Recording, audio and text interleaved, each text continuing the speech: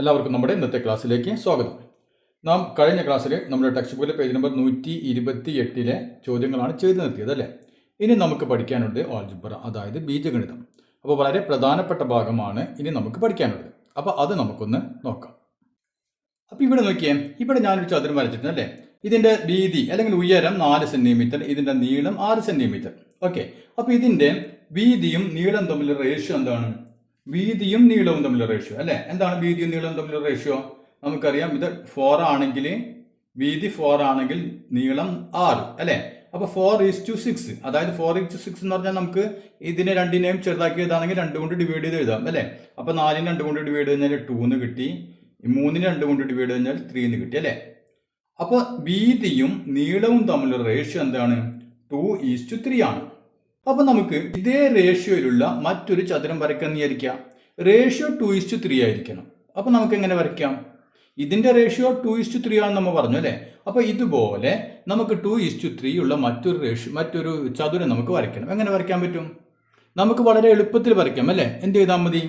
ഇവിടെ വീതി 2 ആണെങ്കിൽ നീളം 3 അല്ലേ. അപ്പോൾ ആദ്യം എന്ത് ചെയ്യാം? 3 സെൻറ്റിമീറ്ററിൽ ഒരു വര വരച്ചിട്ട് നീളം വരച്ചിട്ട് വീതി എത്ര എടുക്കുക? 2 എടുക്കുക അല്ലേ. അപ്പോൾ അങ്ങനെ നമുക്ക് വരയ്ക്കാൻ പറ്റും. അപ്പോൾ ഇവിടെ നോക്കിയാൽ ഞാനൊരു ചതുരം വരച്ചു. അപ്പോൾ ഇതിൻ്റെ നീളം ഞാൻ എത്ര എടുത്തു? നീളം ഞാൻ 3 സെൻറ്റിമീറ്റർ എടുത്തു. വീതി എത്ര എടുത്തു? വീതി 2 സെൻറ്റിമീറ്റർ എടുത്തു. ഓക്കെ, ഇപ്പോൾ ഇതിൻ്റെ റേഷ്യോ എന്ത് വരും? വീതിയും നീളവും തമ്മിലുള്ള റേഷ്യോ എന്ത് വരും? വീതി 2 ആണെങ്കിൽ നീളം 3 അല്ലേ. ഇതിൻ്റെ റേഷ്യോ 2:3 ആണ്, ഇതിൻ്റെ റേഷ്യോ 2:3 ആണ് അല്ലേ. അപ്പോൾ ഇതിൻ്റെ രണ്ടിൻ്റെയും റേഷ്യോ നമുക്ക് സെയിം ആണ്. അപ്പം ഇനി നമുക്ക് ഇതേപോലെ വേറൊരു ചതുരം കൂടി വരച്ചുകൂടെ? എത്ര ചതുരം വേണമെങ്കിലും വരയ്ക്കാം അല്ലേ, ഇതേ റേഷ്യോയിൽ. അപ്പോൾ നമ്മൾ എന്ത് ചെയ്യണം? ഇപ്പം ഞാനിവിടെ നോക്കിയാൽ ഞാനിവിടെ നീളം 3 എടുത്തു അല്ലേ. ഞാൻ ഇനി നീളം ഇവിടെ 9 എടുക്കാമെന്ന് വിചാരിക്കാം. ഇപ്പോൾ 9 സെൻറ്റിമീറ്റർ ഞാനിവിടെ വര വരച്ചു. അപ്പോൾ ഇവിടെ നോക്കിയാൽ 9 സെൻറ്റിമീറ്റർ ഞാനൊരു ലൈൻ വരച്ചു ഇവിടെ. ഓക്കെ, അങ്ങനെയാണെങ്കിൽ ഇതേ റേഷ്യോ കിട്ടാൻ ഞാൻ ഇവിടെ എത്ര വരയ്ക്കണം? എത്രയായിരിക്കണം ഇതിൻ്റെ ഉയരം? നമുക്കറിയാം റേഷ്യോ എന്താണ്? 2:3 ആണ് അല്ലേ. വീതി 2 ആണെങ്കിൽ നീളം 3 ആയിരിക്കണം അല്ലേ. അപ്പോൾ ഞാനിവിടെ 3 നീളം എത്ര എടുത്തു? 3ന് പകരം 9 എടുത്തു അല്ലേ. അപ്പോൾ ഇവിടെ ഞാൻ 9 എടുത്തു. ഓക്കെ, അങ്ങനെയാണെങ്കിൽ ഇവിടെ വീതി എത്രയായിരിക്കണം അല്ലെങ്കിൽ ഉയരം എത്ര ആയിരിക്കണം? അപ്പോൾ നോക്കിയേ, ഈ 3ന് പകരം ഞാൻ എത്ര എടുത്തത്? 9 എടുത്തു അല്ലേ. അതായത് 3നെ നമുക്ക് എപ്പോഴാണ് 3 9 ആവാം? 3നെ 3 കൊണ്ട് ഗുണിക്കുമ്പോൾ അല്ലേ. അതായത് ഈ 3നെ 3 കൊണ്ട് ഗുണിച്ചപ്പോഴാണ് എനിക്ക് 9 കിട്ടിയത് അല്ലേ. അങ്ങനെയാണെങ്കിൽ ഞാൻ വീതി എത്ര എടുക്കേണ്ടതായിട്ട് വരും? രണ്ടിനെയും എന്ത് ചെയ്യണം? 3 കൊണ്ട് തന്നെ ഗുണിക്കണം അല്ലേ. രണ്ടിനെയും നമ്മൾ 3 കൊണ്ട് തന്നെ ഗുണിക്കണം. അപ്പോൾ എത്ര കിട്ടി? 3 × 2 6. അപ്പോൾ ഇവിടെ ഞാൻ എത്ര എടുക്കേണ്ടി വരും? 6 സെൻറ്റിമീറ്റർ എടുക്കേണ്ടി വരും ഇതിൻ്റെ ഉയരം. അപ്പോൾ എനിക്കിവിടെ 6 സെൻറ്റിമീറ്റർ എടുത്തുകൊണ്ട് ഞാൻ ഇവിടെ ഇതേ രൂപത്തിൽ സ്ക്വയർ വരച്ച് ഒരു ചതുരം വരച്ച് കഴിഞ്ഞാൽ എന്ത് കിട്ടും? ഇതേ റേഷ്യോ തന്നെ കിട്ടും അല്ലേ. അപ്പോൾ ഇവിടെ നോക്കിയേ, ഇതിൻ്റെ എല്ലാം റേഷ്യോ സെയിം ആണ് അല്ലേ.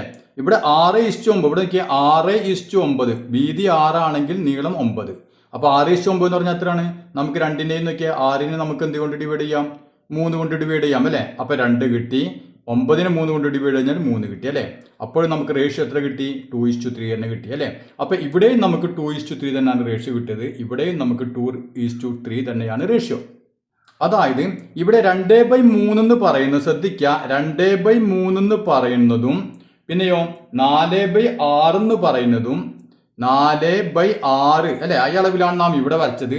അങ്ങനെ പറയുന്നതും 6/9 എന്ന് പറയുന്നതൊക്കെ എന്താണ്? 9 അല്ല, 6/9 എന്ന് പറയുന്നതൊക്കെ എന്താണ്? സെയിം തന്നെയാണ് അല്ലേ. അതായത് ഇതിന്റെ റേഷ്യോ ഒക്കെ സെയിം ആണ്. ഇപ്പൊ 4/6 എന്ന് പറഞ്ഞാൽ എത്രയാണ്? ഇതിന് 2 കൊണ്ട് ഡിവൈഡ് കഴിഞ്ഞാൽ നമുക്ക് 2/3 തന്നെ കിട്ടി.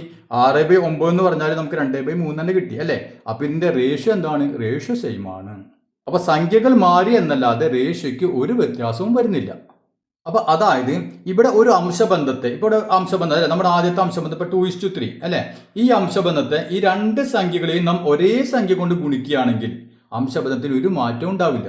ഇപ്പൊ 2/3 അല്ലേ, 2/3 നമ്മൾ 4/6 എന്ന് എഴുതി. ഇവിടെ നോക്കിയാൽ ഇതിനെ 2 കൊണ്ട് ഗുണിച്ചു, ഇതിനെയും 2 കൊണ്ട് ഗുണിച്ചു. അപ്പൊ നമുക്ക് എന്താ? അംശബന്ധത്തിൽ ഒരു മാറ്റവും ഇല്ല. ഇനി 2നെ 3 കൊണ്ട് ഗുണിച്ചപ്പോൾ 6 കിട്ടി, 3നെ 3 കൊണ്ട് ഗുണിച്ചപ്പോൾ 9 കിട്ടി അല്ലെ. ഒരേ സംഖ്യ കൊണ്ട് തന്നെ ഗുണിക്കുന്നു, 3 കൊണ്ട് തന്നെ ഗുണിക്കുന്നു. അപ്പൊ എന്തായി? അപ്പൊ 6/9 കിട്ടി, 6:9 കിട്ടി. അതും എന്ത് തന്നെയാണ്? 2/3 തന്നെയാണ് അല്ലെ. അതായത് ഈ അംശബന്ധത്തിൽ രണ്ട് സംഖ്യകളെയും നാം എന്ത് ചെയ്യുക, ഒരേ സംഖ്യ കൊണ്ട്, ഇപ്പൊ 2 കൊണ്ട് ഗുണിക്കുകയാണെങ്കിൽ ഇതിനെ 2 കൊണ്ട് ഗുണിക്കാം, 5 കൊണ്ട് ഗുണിക്കുകയാണെങ്കിൽ ഇതിനെ 5 കൊണ്ട് ഗുണിക്കാം അല്ലെ. അപ്പൊ അങ്ങനെ ഒരേ സംഖ്യ കൊണ്ട് ഗുണിച്ചു കഴിഞ്ഞാൽ ആ അംശബന്ധത്തിന് എന്ത് ഇല്ല, ഒരു മാറ്റവും വരില്ല. ഇപ്പൊ ഉദാഹരണത്തിന് നോക്കിയാൽ 1:5 അല്ലെ, 1:5 അല്ലെ. ഈ അംശബന്ധം ഇപ്പൊ ഞാൻ 1നെ 2 കൊണ്ട് ഗുണിച്ചു, 5നെയും 2 കൊണ്ട് ഗുണിച്ചു. അപ്പൊ എന്താ കിട്ടും നമുക്ക്, 1x2 2, 2:5 10 അല്ലെ. അപ്പൊ 1:5 എന്ന് പറഞ്ഞതും 2:10 എന്ന് പറഞ്ഞാൽ സെയിം തന്നെയാണ്. ക്ലിയർ ആയില്ലേ? ഇനി ഞാൻ ഇതിന് പകരം 1നെ 10 കൊണ്ട് ഗുണിച്ചു വിചാരിക്കാം, ഇൻറ്റു 10. 5നെയും 10 കൊണ്ട് ഗുണിച്ചു. അപ്പൊ നമുക്ക് എന്ത് കിട്ടും, 1നെ 10 കൊണ്ട് ഗുണിച്ചാൽ 100 കിട്ടും അല്ലെ. 5നെ 10 കൊണ്ട് ഗുണിച്ചാൽ 500 കിട്ടും അല്ലെ. അപ്പൊ 100:500 എന്ന് പറഞ്ഞാലും 1:5 എന്ന് പറഞ്ഞാലൊക്കെ എന്താണ്, സെയിം തന്നെയാണ്. ഉദാഹരണത്തിന് നോക്കിയാൽ, ഇപ്പൊ നോക്കിയാൽ എൻ്റെ കയ്യിൽ ഇപ്പോൾ ഒരു കേക്ക് ഉണ്ടെന്ന് വിചാരിക്കാം. ഇതൊരു കേക്കാണ് അല്ലേ. ഇതിനെ ഞാൻ കറക്റ്റ് രണ്ടാക്കി മുറിച്ചു. കറക്റ്റ് രണ്ടാണെന്ന് വിചാരിക്കരുത്, കറക്റ്റ് രണ്ടാക്കി മുറിച്ചു. അതിൽ നിന്ന് ഒരു കഷ്ണം നിങ്ങൾക്ക് തന്നു. അപ്പം നിങ്ങൾക്ക് എത്ര കിട്ടി, ഒരു ഭാഗം കിട്ടി അല്ലേ. രണ്ടാക്കിയതിൽ ഒരു ഭാഗം നിങ്ങൾക്ക് കിട്ടി. ഓക്കെ, ഹാപ്പി ആയല്ലോ, ഹാപ്പി ആയി അല്ലേ. ഓക്കെ, ഇനി ഞാൻ എന്ത് ചെയ്തു, ഇതേ വലിപ്പത്തിലുള്ള ഇതേ കേക്ക് തന്നെയാണ്, ഒരു വ്യത്യാസവും ഇല്ല. അതിനെ ഞാൻ 4 മുറിച്ചു, 4 പീസാക്കി മുറിച്ചു. അതിൽ നിന്ന് 2 കഷ്ണം നിങ്ങൾക്ക് തന്നു അല്ലേ. അപ്പം നിങ്ങൾക്ക് എത്ര കിട്ടി, മൊത്തം 4 കഷ്ണമാക്കി മുറിച്ചു, അതിൽ 2 കഷ്ണം നിങ്ങൾക്ക് കിട്ടി അല്ലേ. അപ്പോൾ ഇവിടെ നിങ്ങൾക്ക് 2/4 കിട്ടി. 4 കഷ്ണമാക്കിയത് 2 കഷ്ണം കിട്ടി. ഇവിടെയാണെങ്കിലോ 1 കഷ്ണം കിട്ടിയുള്ളൂ, 2 ഭാഗമാക്കിയത് 1 കഷ്ണം കിട്ടി അല്ലേ. അപ്പോൾ നിങ്ങൾക്ക് എവിടെയായിരിക്കും, നിങ്ങൾക്ക് ഏത് കിട്ടുന്നതാണ് സന്തോഷം കൂടുതലുണ്ടാവുക, ഇത് കിട്ടുന്നതാണോ ഇത് കിട്ടുന്നതാണോ? ഇവിടെ നിങ്ങൾക്ക് 2 പീസ് കിട്ടി, ഇവിടെ 1 പീസേ കിട്ടിയിട്ടുള്ളൂ. പക്ഷെ എന്താണ്, രണ്ടും ഈക്വലാണ് അല്ലേ. നിങ്ങൾക്ക് കിട്ടിയത് എത്ര ഭാഗമാണ്, ഇത്രയും ഭാഗം നിങ്ങൾക്ക് കിട്ടി, അതായത് കേക്കിൻ്റെ പകുതി കിട്ടി. ഇവിടെയും നിങ്ങൾക്ക് എന്ത് കിട്ടി, കേക്കിൻ്റെ പകുതി തന്നെ കിട്ടി അല്ലേ. അപ്പോൾ ഇവിടെ ഫ്രാക്ഷൻ നിങ്ങൾക്ക് നമ്മൾ പറയുമ്പോൾ എന്ത് കിട്ടി, 2/4 ഭാഗം നമുക്ക് കിട്ടിയെന്ന് പറഞ്ഞു. അത് 4 ആക്കിയത് 2 ഭാഗം കിട്ടി. ഇവിടെയോ 1/2 കിട്ടിയിട്ടുള്ളൂ അല്ലേ. അതായത് ഇതിൻ്റെ നമ്മൾ റേഷ്യോ എഴുതുമ്പോൾ 1:2. ഇതിൻ്റെ റേഷ്യോ എന്ന് പറഞ്ഞാൽ എത്രയാണ്, 2:4 അല്ലേ. പക്ഷേ കിട്ടിയ നിങ്ങൾക്ക് എന്താണ്, ഒക്കെ ഒരേ കഷ്ണം, ഒരേ വലിപ്പത്തിലുള്ള കഷ്ണം തന്നെയാണ് കിട്ടിയത് അല്ലേ. അതാണ് ഞാൻ ഇവിടെ പറഞ്ഞത്. അതായത് ഇതിനെ 2 കൊണ്ട് ഗുണിച്ചു, അപ്പോൾ ഇതിനെയും 2 കൊണ്ട് ഗുണിച്ചു, ഇവിടെ ഇതിനെ 3 കൊണ്ട് ഗുണിച്ചു, ഇതിനെയും 3 കൊണ്ട് ഗുണിച്ചു. എങ്ങനെ ഗുണിച്ചാൽ ഒരേ സംഖ്യ കൊണ്ട് ഗുണിച്ചു കഴിഞ്ഞാൽ ആ ഫ്രാക്ഷന് അല്ലെങ്കിൽ ആ റേഷ്യോക്ക് ഒരു വ്യത്യാസം ഉണ്ടാവില്ല. മനസ്സിലായില്ലേ? ഇപ്പം നിങ്ങൾക്ക് എന്താണ്, പകുതി ഇതിങ്ങനെ കിട്ടിയാലും പകുതി കേക്ക് കിട്ടി, ഇങ്ങനെ കിട്ടിയാലും പകുതി കേക്ക് കിട്ടി അല്ലേ. പക്ഷെ നമ്മൾ പറയുമ്പോൾ എന്താ പറയുക, 1/2 ഭാഗം കിട്ടി, ഇവിടെ 2/4. അതായത് 1/2 എന്ന് പറയുന്നതും 2/4 എന്ന് പറയുന്നത് എന്താണ്, സീക്വലാണ്. അപ്പോൾ ഇത്തരം കാര്യങ്ങൾ മനസ്സിലായല്ലോ. ഇനി ഇവിടെ നോക്കിയേ, ഇവിടെ നമുക്കൊരു ചതുരം തന്നിട്ടുണ്ട് അല്ലേ, ഒരു റെക്റ്റാങ്കിൾ നമുക്ക് തന്നിട്ടുണ്ട്. ഇതിൻ്റെ ചുറ്റളവ്, ഇപ്പോൾ പെരിമീറ്റർ, ചുറ്റളവ് പെരിമീറ്റർ നമുക്ക് തന്നിട്ടുണ്ട് 32 മീറ്റർ. ഇനി ഇതിൻ്റെ വീതിയും നീളവും ശ്രദ്ധിക്കുക, ഇതിൻ്റെ വീതിയും നീളവും നമുക്കൊരു റേഷ്യോ തന്നിട്ടുണ്ട്.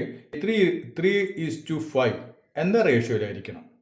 മനസ്സിലായല്ലോ. അതായത് വീതി നമുക്ക് ബ്രെഡ്ത്ത് എന്ന് കൊടുക്കാം അല്ലേ. അപ്പോൾ ബ്രെഡ്ത്തും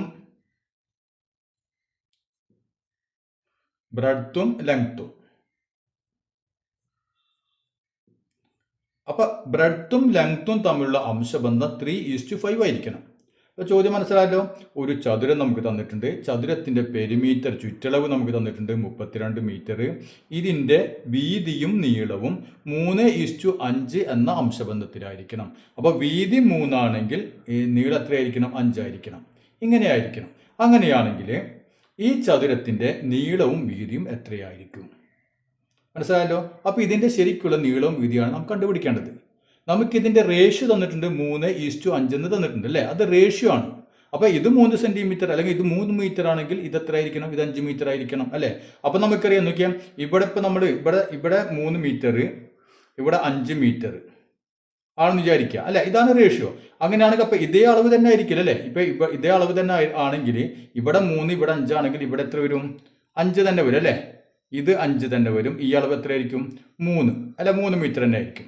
അങ്ങനെയാണെങ്കിൽ നമുക്ക് പെരിമീറ്റർ എത്ര കിട്ടും, ചുറ്റളവ് എത്ര കിട്ടും, 5ഉം 3ഉം 8 അല്ലേ. 5ഉം 3ഉം 8. അപ്പോൾ 8ഉം 8ഉം 16. അപ്പോൾ നമുക്ക് 16 മീറ്റർ ആവുള്ളൂ അല്ലേ. അപ്പോൾ നമുക്കറിയാം ഇതല്ല ഇതിൻ്റെ അളവ് അല്ലേ, ഇതിൻ്റെ റേഷ്യോ ആണ് നമുക്ക് തന്നിട്ടുള്ളത്. ശരിക്കുള്ള അളവ് ഇതെല്ലാം നമുക്കറിയാം. അപ്പോൾ എന്തായിരിക്കും, നാം ഇതിന് മുമ്പ് പറഞ്ഞ പോലെ തന്നെ ഇതിനെ ഏതോ ഒരു സംഖ്യ കൊണ്ട് ഗുണിക്കുന്നുണ്ട് അല്ലേ. ഏതോ ഒരു സംഖ്യയെ, അതായത് ഈ റേഷ്യോയെ ഏതോ ഒരു സംഖ്യ കൊണ്ട് ഗുണിക്കുന്നുണ്ട് അല്ലേ. അപ്പോഴാണ് നമുക്ക് ശരിക്കുള്ള നീളവും വീതിയും നമുക്ക് കിട്ടുക. അങ്ങനെയാണെങ്കിൽ ആ ഗുണിക്കുന്ന സംഖ്യ നാം എക്സ് ആണെന്ന് വിചാരിക്കുക. മനസ്സിലായില്ലേ? അപ്പോൾ 3:5 ആണ് റേഷ്യോ. അപ്പോൾ 3നെയും 5നെയും ഏതോ ഒരു സംഖ്യ കൊണ്ട് ഗുണിക്കണം, എങ്കിൽ മാത്രമേ നമുക്കിത് കൃത്യമായ നീളവും വീതിയും കിട്ടുള്ളൂ അല്ലേ. അപ്പോൾ ആ നമ്പർ നമുക്ക് എന്തെന്ന് വിചാരിക്കാം? എക്സ് ആണെന്ന് നമുക്ക് വിചാരിക്കാം. അപ്പോൾ എക്സ് അല്ലേ, എക്സ് ആണ് നാം ഈ പറഞ്ഞ ഈ നമ്പർ. ഇതുകൊണ്ടാണ് ഇതിനെ ഗുണിക്കേണ്ടത്. അങ്ങനെയാണെങ്കിൽ ഇതിന്റെ ബ്രെഡ്ത്ത് എന്ത് വരും? ബ്രെഡ്ത്ത് അതായത് വീതി എന്തായിരിക്കും വരിക? വീതി നമുക്കറിയാം 3:5 ആണ് അല്ലേ. വീതി 3 ആണെങ്കിൽ നീളം 5 ആണ്. അപ്പോൾ വീതിയെ നാം എന്തുകൊണ്ട് ഗുണിക്കേണ്ടി വരും? വീതിയെ എക്സ് കൊണ്ട് ഗുണിക്കേണ്ടി വരും അല്ലേ. എങ്കിൽ മാത്രമേ ഇതിന്റെ കൃത്യമായിട്ടുള്ള വീതി നമുക്ക് കിട്ടുള്ളൂ. അപ്പോൾ നമുക്ക് എന്ത് എഴുതാം? വീതി = 3x. മനസ്സിലാവണില്ലേ? ഓക്കെ. ഇനി ഇതിന്റെ നീളം എന്ത് വരും? ലെങ്ത്, നീളം എന്തായിരിക്കും? 3:5 ആണ് അല്ലേ. 5 ആണ് ലെങ്ത്. അപ്പോൾ ഇതിനെയും നമ്മൾ ഇതേ സംഖ്യ കൊണ്ട് തന്നെ ഗുണിക്കണ്ടേ.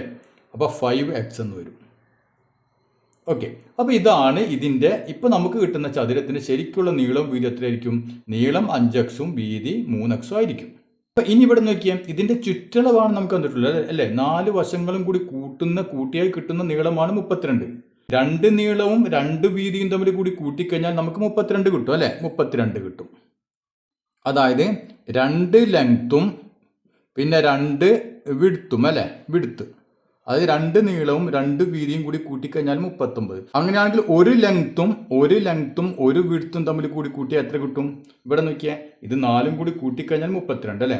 അപ്പോൾ ഇതും കൂട്ടിക്കഴിഞ്ഞാൽ എത്ര കിട്ടും? ഈ 32ന്റെ പകുതി ആയിരിക്കും കിട്ടുക അല്ലേ. അപ്പോൾ അതായത് ഇത്ര കൂട്ടിക്കഴിഞ്ഞാൽ ഇങ്ങോട്ട് എടുത്തിട്ട് ഇത്ര കൂട്ടിക്കഴിഞ്ഞാൽ ഈ 32ന്റെ പകുതി ആയിരിക്കും അല്ലേ. അതായത് ഒരു നീളവും 1 വീതിയും തമ്മിൽ കൂടി കൂട്ടിക്കഴിഞ്ഞാൽ എത്ര കിട്ടും? 32ന്റെ പകുതി, അതായത് 16. മനസ്സിലായില്ലേ? അതായത് ഇവിടെ എന്താണ്? ഇവിടെ ലെങ്ത്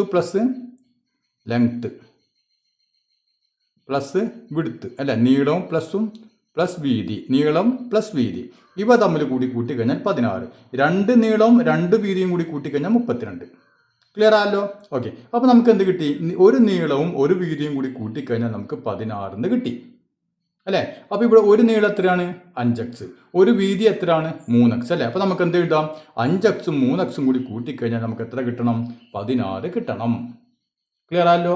അപ്പോൾ നമുക്ക് എഴുതാം 5xും 3xും. അപ്പോൾ നമുക്ക് എത്ര കിട്ടണം? 16 കിട്ടണം. അപ്പോൾ നമുക്ക് ഇവിടുത്തെ നീളം 5x അല്ലേ. ഇവിടുത്തെ നീളം നമ്മൾ 5x എന്ന് എടുത്തു. ഇതീ നീളം നമ്മൾ 3x എന്ന് എടുത്തു. ക്ലിയർ ആയില്ലത്? ഓക്കെ. അങ്ങനെയാണെങ്കിൽ 5ഉം 3ഉം 8. 8x = 16. അപ്പോൾ x = എന്ത് വരും? 16 ഇൻറ്റു 8 ആണ് അല്ലേ. അപ്പോൾ ഇങ്ങോട്ട് വരുമ്പോൾ എന്താവും? ഇൻറ്റു എന്നുള്ള ബൈ ആയി മാറും അല്ലേ. അപ്പോൾ ഹരിക്കനായി മാറും. അപ്പോൾ 16/8 = 2. അപ്പോൾ നമുക്ക് എന്താണ് കിട്ടിയത്? 2 എന്നാണ് കിട്ടിയത്. എന്താണ് 2? എക്സ് അല്ലേ. എക്സിൻ്റെ വാല്യൂ നമുക്ക് കിട്ടി 2 ആണെന്ന് കിട്ടി അല്ലേ. ഇനി നീളം എന്താണ്? നീളം = 5x അല്ലേ. നീളം നമുക്കറിയാം. നാം പുതിയ നീളം എത്രയാണ്? 5x എന്ന് പറഞ്ഞിട്ടല്ലേ. അപ്പോൾ ലെങ്ത്, നീളം = 5x അല്ലേ. അതായത് 5 ഇൻറ്റു എക്സിൻ്റെ വാല്യൂ നമുക്ക് കിട്ടി 2 ആണെന്ന് കിട്ടി. 5 ഇൻറ്റു 2 10 മീറ്റർ. അപ്പോൾ നീളം നമുക്ക് കിട്ടി 10 മീറ്റർ. ഇനി വീതി, ബ്രെഡ്ത്ത്, വീതി. അപ്പോൾ ഇംഗ്ലീഷ് മീഡിയക്കാർ മലയാളം മീഡിയക്കാർ ശ്രദ്ധിക്കുക. ഞാൻ ഓരോന്നിൻ്റെ മലയാള വാക്കുകൾ പറയുന്നുണ്ട് അല്ലേ. അപ്പോൾ അത് ശ്രദ്ധിച്ച് നിങ്ങൾ എഴുതിയെടുക്കാം. അപ്പോൾ ബ്രെഡ്ത്ത് അതായത് വീതി എത്ര കിട്ടി നമുക്ക്? വീതി എന്ന് പറഞ്ഞാൽ 3x ആണല്ലേ. 3x = 3 into X 2. 3 ഇൻറ്റു 2 6. അപ്പോൾ 6 മീറ്റർ അല്ലേ. അപ്പോൾ ഇവിടെ നമുക്ക് 5x എന്ന് കിട്ടി. 5x എന്ന് പറഞ്ഞാൽ 5 ഇൻറ്റു എക്സിൻ്റെ വാല്യൂ 2 കൊടുത്തു 10 മീറ്റർ കിട്ടി. ബ്രെഡ്ത്ത് 3x ആണ് അല്ലേ. 3x 3 ഇൻറ്റു 2 6 അല്ലേ. അപ്പോൾ നമ്മുടെ ബ്രെഡ്ത്ത് 3x, ലെങ്ത്ത് 5x. അപ്പോൾ അതിൻ്റെ വാല്യൂ നമുക്ക് കിട്ടി. നീളം 10ഉം വീതി 6ഉം. ഇനി നമ്മളൊന്ന് കൂട്ടിയൊക്കെ ശരിയാവുമെന്ന് കൂട്ടിയൊക്കെ. ഈ ഒരു നീളം 1 വീതിയും കൂടി കൂട്ടുമ്പോൾ എത്ര കിട്ടും? 10ഉം 6ഉം 16 അല്ലേ. ഇനി ഇപ്പുറത്തെ നീളം ഇപ്പുറത്തെ വീതിയും കൂടി കൂട്ടിക്കഴിഞ്ഞാലോ അവിടെയും 16. അപ്പോൾ 16ഉം 16ഉം 32. കറക്റ്റ് ആണല്ലോ. അപ്പോൾ ഇവിടെ നമ്മൾ ശ്രദ്ധിക്കുക. ഇവിടെ നമുക്ക് ശരിക്കുള്ള വീതി 3 മീറ്റർ അല്ലേ. 3:5 എന്ന് പറയുന്നതാണ് റേഷ്യോ അല്ലേ. അപ്പോൾ ഇവിടെ നമുക്ക് ശരിക്കുള്ള കിട്ടാൻ വേണ്ടി എന്ത് ചെയ്ത്? എക്സ് കൊണ്ട് ഗുണിക്കണം അല്ലേ. അപ്പോൾ ഇതിനെയും നമ്മൾ എക്സ് കൊണ്ട് ഗുണിച്ചു. അതുപോലെ തന്നെ ഇതിനെയും നമ്മൾ എക്സ് കൊണ്ട് ഗുണിക്കുന്നു അല്ലേ. അങ്ങനെയാണ് നമുക്ക് എന്ത് കിട്ടുന്നത്? 5x. ഇതിൻ്റെ നീളം നമുക്ക് 5x കിട്ടി, ഇതിൻ്റെ നീളം നമുക്ക് 3x കിട്ടി അല്ലേ. അപ്പോൾ ഇവിടെ എന്താണ്? അതേ നീളം തന്നെയായിരിക്കും ഇവിടെ വരാം അല്ലേ. അപ്പോൾ ഇവിടെ 5x ആണെങ്കിൽ ഇവിടെയും 5x, ഇവിടെ 3x ആണെങ്കിൽ ഇവിടെയും നമുക്ക് 3x കിട്ടും. ക്ലിയർ ആയല്ലോ? അപ്പോൾ ഇങ്ങനെയാണ് ഈ ചോദ്യം ചെയ്യുക. ഇനി നമുക്ക് അടുത്ത ചോദ്യം ഒന്ന് ചെയ്ത് നോക്കാം. ഇനി ഇവിടെ നോക്കിയാൽ ഇവിടെ നമുക്ക് പെരിമീറ്ററിന് പകരം ഏരിയ, അതായത് പരപ്പളവാണ് തന്നിട്ടുള്ളത്. മനസ്സിലായല്ലോ? നേരത്തെ നമുക്ക് പെരിമീറ്റർ തന്നു, ഈ ചോദ്യത്തിൽ നമുക്ക് പരപ്പളവ് അതായത് ഏരിയ തന്നിരിക്കുന്നു. അപ്പോൾ ഏരിയ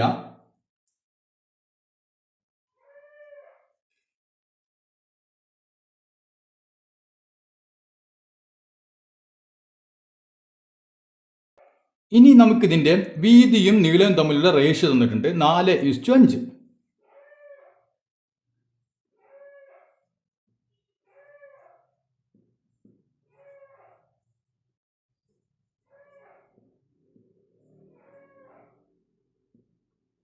അപ്പോൾ ചോദ്യം മനസ്സിലായല്ലോ? നേരത്തെ നമുക്ക് പെരിമീറ്റർ ആണ് തന്നിട്ടുള്ളത്, അതിന് പകരം ഇവിടെ ഏരിയ അതായത് പരപ്പളവ് തന്നിട്ടുണ്ട്. ഇനി ഇതിൻ്റെ വീതിയും നീളവും ഏത് അംശബന്ധം? 4:5 അല്ലേ. അപ്പോൾ ഇത് വീതി 4 ആണെങ്കിൽ നീളം എത്രയായിരിക്കണം? 5 ആയിരിക്കണം അല്ലേ. അങ്ങനെയാണെങ്കിൽ ശരിക്കും ഇതിൻ്റെ നീളവും വീതിയും എത്രയായിരിക്കും? ഇതാണ് ചോദ്യം. അപ്പോൾ നമുക്ക് നേരത്തെ ചെയ്ത പോലെ തന്നെ അറിയാം, 4ഉം 5ഉം എന്തായാലും ആവില്ല അല്ലേ. അതായത് ഒരു ചതുരത്തിൻ്റെ ഏരിയ എന്ന് പറഞ്ഞാൽ എന്താണ്? നീളം ഇൻറ്റു വീതി അല്ലേ. നീളം ഇൻറ്റു വീതി. അപ്പോൾ ഇവിടെ 4 × 5 എന്ന് പറയുമ്പോൾ 20 നമുക്ക് ആവുള്ളൂ അല്ലേ. 20 കിട്ടുള്ളൂ. അതായത് ഇതിൻ്റെ ഏരിയ 20 പക്ഷെ നമ്മുടെ ചതുരത്തിന് എത്രയാണ് ഏരിയ വരുന്നത്? 320 വരണം അല്ലേ. അതായത് നാം നേരത്തെ പറഞ്ഞ പോലെ തന്നെ ഇതിനെ ഏതോ ഒരു സംഖ്യ കൊണ്ട് നമുക്ക് രണ്ടിനെയും ഗുണിക്കേണ്ടതായിട്ട് വരും അല്ലേ. അപ്പോൾ ഇതിനെ നമുക്ക് എന്ത് ചെയ്യുന്നു? ഇതിനെയും നമ്മൾ എക്സ് കൊണ്ട് ഗുണിക്കുന്നു, ഇതിനെയും നമ്മൾ എക്സ് കൊണ്ട് ഗുണിക്കുന്നു. അതായത് ഗുണിക്കേണ്ട സംഖ്യ നാം എക്സ് ആണെന്ന് വിചാരിക്കുക. അപ്പോൾ എക്സ് കൊണ്ടാണ് നാം രണ്ടിനെയും ഗുണിക്കുന്നത് അല്ലേ. ഏരിയ തന്നിട്ടുണ്ട്, ഏരിയ അല്ലേ. ഏരിയ പരപ്പളവ് എത്ര തന്നിട്ടുണ്ട്? 320 സ്ക്വയർ മീറ്റർ ആണ് തന്നിട്ടുണ്ട് അല്ലേ. അപ്പോൾ ഏരിയ എന്ന് പറയുന്നത് പരപ്പളവ് എന്ന് പറയുന്നത് നമുക്കറിയാം നീളം ഇൻറ്റു വീതി അല്ലേ. നീളം ഇൻറ്റു വീതി അതായത് ലെങ്ത് ഇൻറ്റു വിഡ്ത്ത്, ഇതാണ് പരപ്പളവ് അല്ലേ. അത് എത്രയാണ് തന്നിട്ടുണ്ട്? 320 ആണ് തന്നിട്ടുണ്ട്. അപ്പോൾ നമുക്കറിയാം ഈ 5ഉം 4ഉം തമ്മിൽ ഗുണിച്ചു കഴിഞ്ഞാൽ 320 കിട്ടില്ല അല്ലേ. അപ്പോൾ അതുകൊണ്ട് നാം എന്ത് ചെയ്യുന്നു? ഈ എക്സ് കൊണ്ട് ഇത് രണ്ടിനെയും ഗുണിക്കുന്നു അല്ലേ. അപ്പോൾ ഇവിടുത്തെ നീളം എത്രയായി? നീളം 5x വീതി 4x അല്ലേ.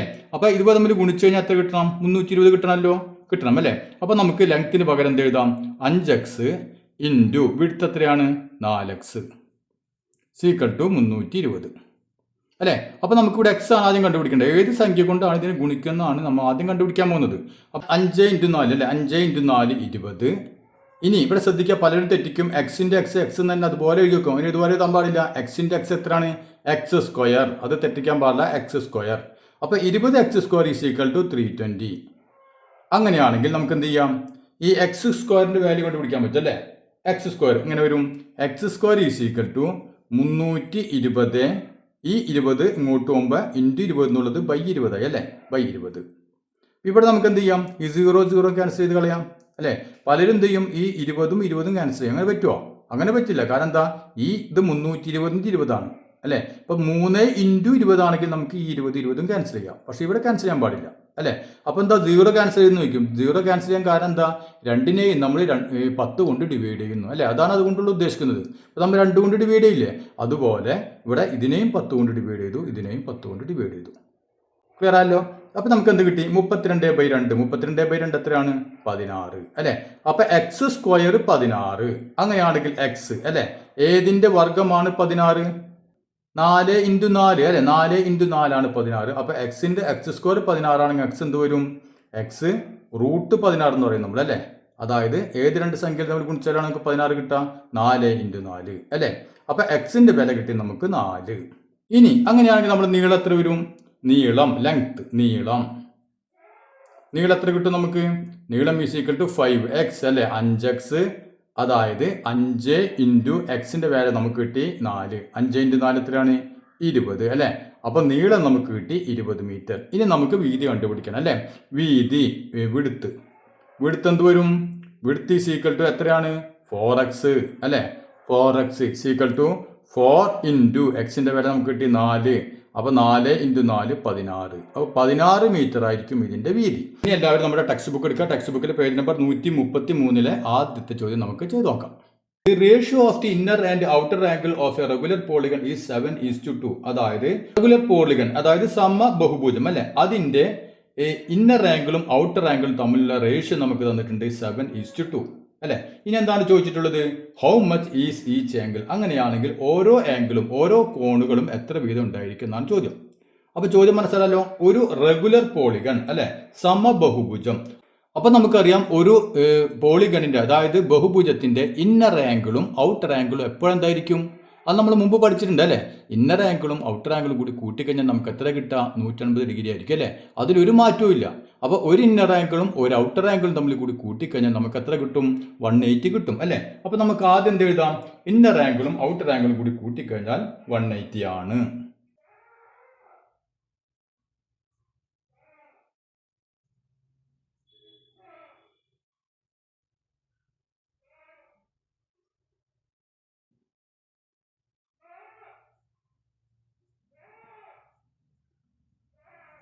Inner angle plus outer angle is equal to 180 അല്ലേ. അപ്പോൾ മലയാളം മീഡിയക്കാരൻ്റെ എഴുതണം അകക്കോണ് പ്ലസ് പുറംകോൺ അല്ലെ, രണ്ടും കൂടി കൂട്ടിക്കഴിഞ്ഞാൽ നമുക്ക് 180 ഡിഗ്രി കിട്ടും അല്ലേ. ഇനി നമുക്ക് ഇവ തമ്മിലുള്ള റേഷ്യോ തന്നിട്ടുണ്ടല്ലോ അല്ലെ. ഇന്നർ ആംഗിളും അകക്കോണും പുറംകോണും തമ്മിലുള്ള റേഷ്യോ നമുക്ക് തന്നിട്ടുണ്ട് 7:2 അല്ലേ.